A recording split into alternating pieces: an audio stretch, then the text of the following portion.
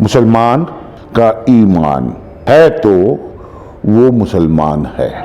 मैं देखता हूँ चुनाव आता है, चुनाव के अंदर हम काम उनके लिए करते हैं जो हमें पैसे देते हैं। ये हराम के पैसे हम लेकर किसको सत्ता में भेजते हैं, क्यों लेते हैं, इसके बारे में हम सोचते हैं क्या? नहीं सोचते। इस पे सोचना होगा और इसे छोड़ना होगा। हम पानी की एक छींट से नापाक हो जाते हैं और किसी से गलती से वो छींट पड़ गई, पानी पड़ गया तो हम उसकी जान लेने तक पे उतारू हो जाते हैं। इस लेवल का झगड़ा करते हैं। खराब पानी पी जाएंगे, एक छींट पर जान लेने पे उतारू हो जाएंगे। अस्सलाम वालेकुम, नमस्कार, सत श्री अकाल। मैं फिर आपके सामने हिंद वॉइस के मंच से आज मैं मुसलमानों के बारे में, मुसलमानों की बस्तियों के बारे में, हमारे एप्टीट्यूड के बारे में, हमारे जीने के तरीके के बारे में कुछ अहम सवाल पर बात करना चाहता हूँ। मुसलमान का ईमान है तो वो मुसलमान है और मुसलमान ईमान से दूर होता जा रहा है। आपको दिखाई देता है, आपको समझ में आता है कि किस तरह से और कैसे कैसे मुसलमान ईमान यानी अपने किरदार से दूर हो रहा है, अपनी शख्सियत से दूर हो रहा है। मुसलमान इस्लाम का सिंबल होना चाहिए, उसके जीने के तौर तरीके ऐसे होने चाहिए कि लोगों को लगे कि हाँ ये मुसलमान है, लोग फक्र से कहें कि हाँ ऐसा इंसान होना चाहिए। और ऐसे इंसानों को देखते हुए ही इस्लाम आगे बढ़ा, उसने तरक्की की, पूरी दुनिया में फैला। ये अफवाह है और गलत बात है जो लोग कहते हैं इस्लाम तलवार के दम पे फैला। बिल्कुल नहीं। हिंदुस्तान के अंदर इस्लाम पहले आया और मुस्लिम शासक और लुटेरे दूसरे शासक बाद में आए। आज हम पिछड़े हुए हैं। इसके पीछे क्या क्या वजह है, इसे भी टटोलना, समझना हमारे लिए बहुत ज़रूरी है। मैं देखता हूँ चुनाव आता है, चुनाव के अंदर हम काम उनके लिए करते हैं जो हमें पैसे देते हैं। हम वोट उनको देते हैं जो हमें पैसे देते हैं। यानी मौजूदा जितने लीडर होते हैं चुनाव के अंदर, उनमें से हम सेलेक्ट इस बिना पर करते हैं कि कौन हमको कितने फायदे वक्ती तौर पर दे रहा है। पैसे लेकर हम वोट देते हैं, ये गलत बात है, ऐसा नहीं होना चाहिए। और इसके लिए बड़े बड़े इस्लाम के प्रवक्ता और धर्मगुरु खामोश रहते हैं, कुछ नहीं बोलते। ये हराम के पैसे हम लेकर किसको सत्ता में भेजते हैं, क्यों लेते हैं, इसके बारे में हम सोचते हैं क्या? नहीं सोचते। इस पे सोचना होगा और इसे छोड़ना होगा। अगर आप इसे छोड़ेंगे तब जाकर आप किसी ईमानदार आदमी को चुनने की नीयत बनाएंगे। हमारा किरदार कितना खराब, हम कितने खराब हो गए हैं। मुस्लिम बाहुल क्षेत्र में गंदगी, कूड़ा, कचरा किस तरह से बिखरा हुआ होता है और हमारा आपस में बर्ताव किस तरह का होता है।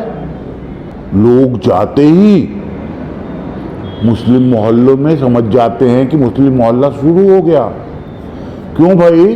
हम तो दुनिया के सबसे पाक साफ लोगों में हैं, लेकिन मुसलमान इस कदर गंदगी में रहता है और गंदगी फैला रहा है, इस पर कोई धर्मगुरु कुछ नहीं बोल रहा है, ना हम कुछ कर रहे हैं। इसे बदलना होगा हमको। हमारे बाजार, मुसलमानों के बाजार भीड़ रहती है, खाने पीने के बाजार हो, हैंडीक्राफ्ट का बाजार हो, मंडियां हो या कोई दूसरे बाजार, अन्य बाजारों से तुलना करके हमने कभी देखा है? मैं जामा मस्जिद इलाके के, पुरानी दिल्ली इलाके के, सदर के, सीलमपुर के और भी ओखला के बाजारों को देखता हूं, और दूसरी तरफ जब मैं देखता हूं सरोजनी नगर के, लाजपत नगर के बाजारों को, दोनों में जमीन आसमान का फर्क रहता है। क्या हम अपने बाजार को सुधार नहीं सकते? उसकी कोई प्लानिंग नहीं कर सकते? उसकी साफ सफाई का इंतजाम हम नहीं कर सकते? हमें इस पे सोचना नहीं, करना होगा। बड़ी अजीब बात है, काजी उस घर में, उस फैमिली में, उस समारोह में जाके निकाह पढ़वाता है जहां पर जबरदस्ती लड़की का सौदा हुआ है, पैसे लेकर, दहेज की मांग पूरी कर कर सड़क पर दहेज सजा हुआ होता है, और काजी जाकर निकाह पढ़वाते हैं। ऐसी जगह पर कितनी मजबूरियों से लड़की वाला क्या क्या जुगाड़ करके, कैसे कैसे करके ये सब कुछ करता है, इसका दर्द तो होता नहीं। ये सब गलत है, इसका भी बहिष्कार होना चाहिए। काजियों से मेरी अपील है कि वो इस तरह के निकाह, शादी, ब्याह में शिरकत ना करें। कह दे बिना दहेज वाले ही निकाहों में हम शामिल होंगे, जहां ताम झाम, आडंबर, दिखावा है, उन निकाहों में, उन शादियों में वो जाकर निकाह नहीं पढ़वाएंगे। क्या ये कर सकते हैं? करना चाहिए, करना होगा। अगर आप अपने आप को मुसलमान कहते हैं, मुसलमान मानते हैं, इस्लाम कहता है कि लड़की वालों पर लड़कों को बोझ नहीं बनना चाहिए। ससुराल किसी भी तरह से बोझ नहीं होता, ना होना चाहिए। हम अपने गिरेबान में झांक कर देखें, हम कैसे हैं।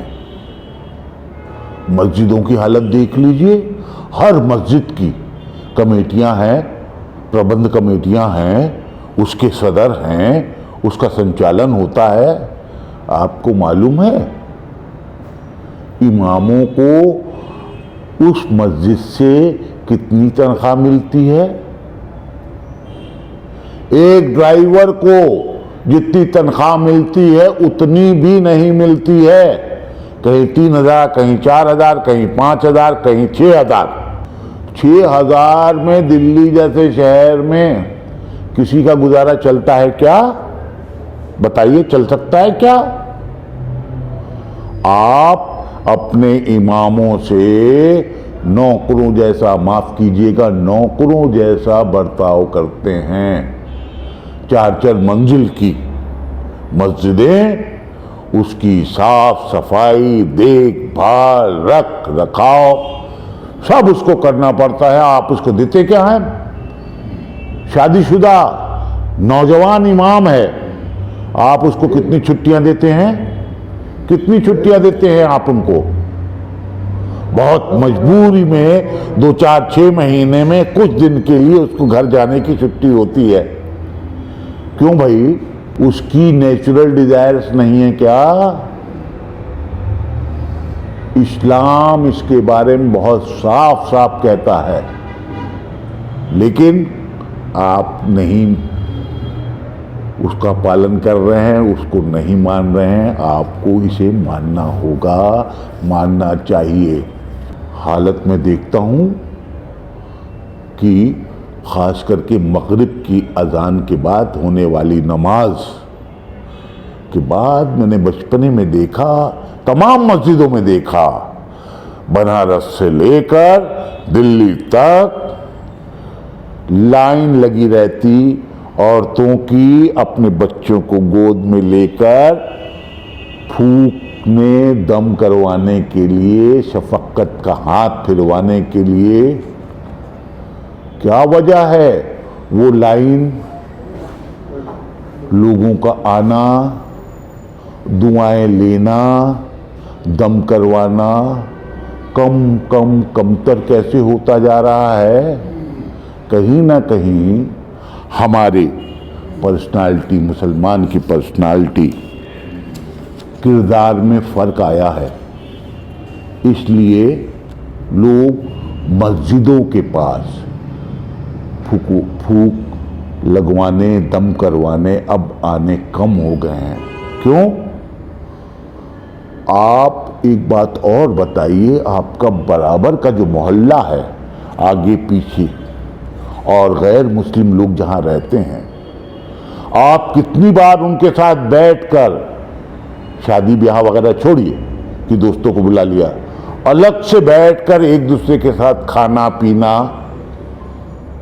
या किसी फंक्शन में शामिल होना, धार्मिक फंक्शन में शामिल होना, ठीक है, उनकी रिवायत अलग है, हमारी रिवायत अलग है, लेकिन बतौर इंसान के हमारी कितनी हिस्सेदारी उसमें होती है? नहीं होती है। इस हिस्सेदारी को आपको बढ़ाना होगा और इसके लिए नए सिरे से आपको कोशिश करनी होगी। नहीं तो आरएसएस जिस तरह से आपके पीछे पड़ा है, मुसलमानों के पीछे पड़ा है, आपको दी हुई कुरान दुनिया की वाहिद किताब, इतनी बड़ी किताब जिसे खुदा की तरफ से आई है और उसमें जो फरमान दिए गए हैं, आप उसको नहीं मान रहे हैं।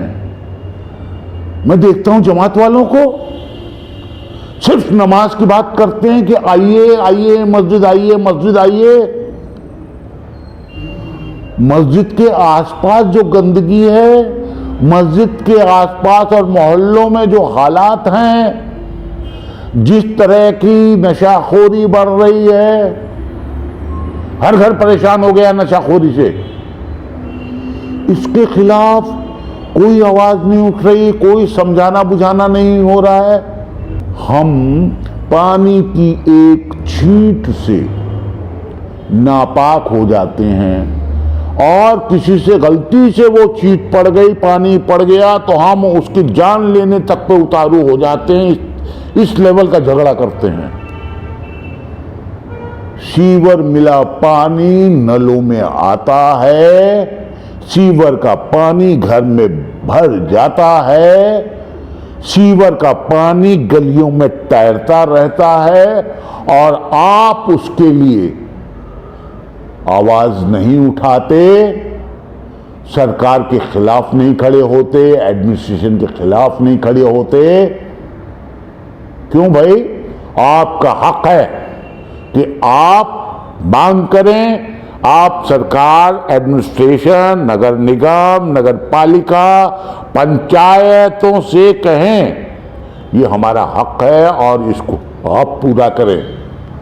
लेकिन आप वो काम नहीं करते। खराब पानी पी जाएंगे, एक छींट पर जान लेने पे उतारू हो जाएंगे। छींट पड़ना भी गलत है, लेकिन इस बड़ी चीजों के ऊपर तो आप कुछ नहीं करते। मस्जिद कमेटियां आपने कैसी बना रखी हैं? मैं देखता हूं सारे ज्यादा उम्र के लोग वहां बैठे रहते हैं, ज्यादा उम्र के लोग वहां बैठे हुए हैं, उनका कब्जा है।